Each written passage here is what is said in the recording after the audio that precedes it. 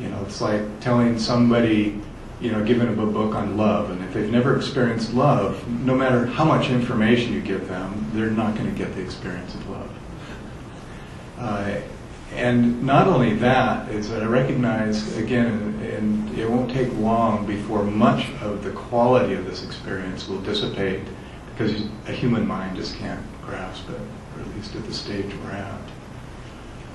And at that point, I didn't have the awareness, but I all of a sudden realized that the light was withdrawing and I was returning to this world.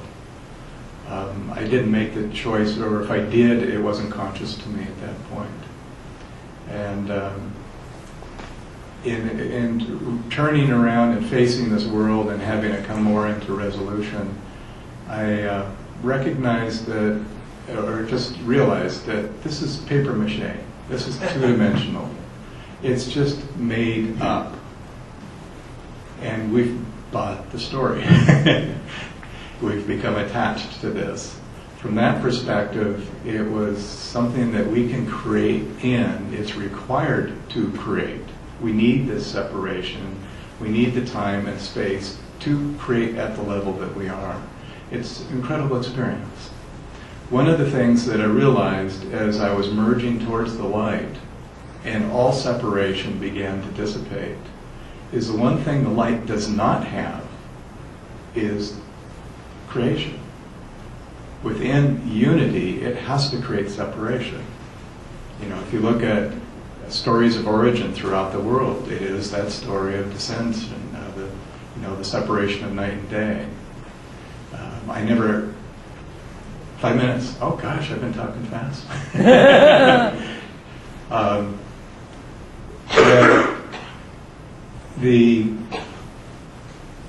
Now I forgot where I was going. What's that? Separation. Oh, separation, night and day. Yeah, the story of the fish doesn't know it's in the sea until it jumps out.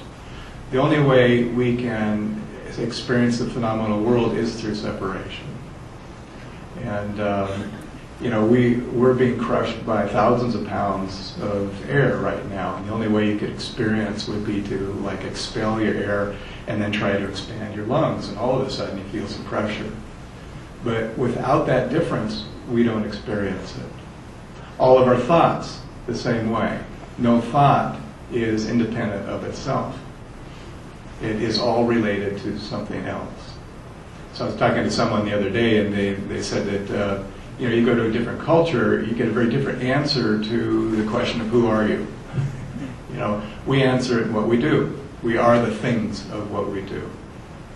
Now, if I can relate back to what I'm really wanting to do and look at the power of crisis, is that the people I work in the rehab system are challenged with redefining who they are. Their life as they defined it, as they identified themselves, is gone. And they either go down with the ship, limp along limitedly, or they let that go. And you see the same process in your death experiences, that their reality is fractured irreparably. And the challenge then is to bring a new coherence to their world. And the opportunity for transformation exists in every circumstance that we are facing. It doesn't have to be special. It doesn't have to have these cosmic experiences. When I work with people, and the people I've interviewed that have gone through deep, deep crisis, that coherence comes perhaps over years or even decades. Or when I talk to them, they'll say, well, that terminal illness, it took that for me to get here, because it fractured the world I know. One man who's in his 50s, who's a quadriplegic since he was a junior in high school, he can't move his arms, he can't have sex, he can't pee by himself. I mean, very basic handicaps. And yet, I asked him, well, what was this injury to you? And he said, I don't think I could experience the quality of life that I have without that.